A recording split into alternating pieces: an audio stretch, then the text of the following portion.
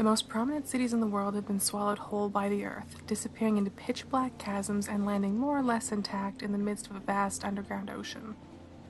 Society is more or less intact too.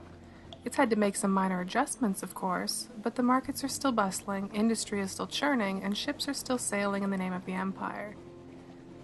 Things down here are just similar enough to the surface to lull you into something that resembles comfort.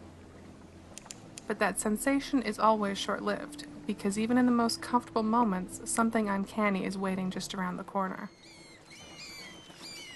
The phrase "lost at sea" feels almost clinical compared to how your captain and crew will meet their end in fail better games as Sunless Sea.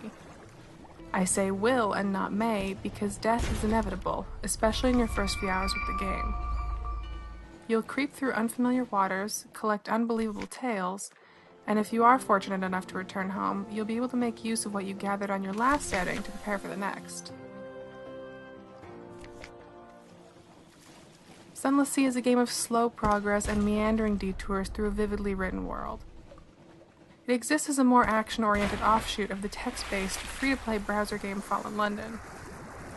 This is a text-heavy game, and there's no denying that. If you've played Fallen London or Fail Better Games' recent Dragon Age tie-in, The Last Court, then you already have an idea of what you're in for in terms of the game's writing. It's lush, imaginative, mysterious, and abundant. Sunless Sea combines Fallen London's exquisitely written style with mechanics of exploration, management, and strategy that nod more towards games like FTL. You'll set your ship's course across the procedurally generated waters, managing fuel, supplies, and your crew's ever-mounting terror. You'll trade goods and information at port after port in the hopes of turning a profit. You'll come up against pirates, bioluminescent crabs, sentient icebergs, and worse. You'll return to London, meet with bureaucrats and lovers, and make your will. When you die, your successor will inherit the mangy cat that prowled your deck, or maybe your best gun.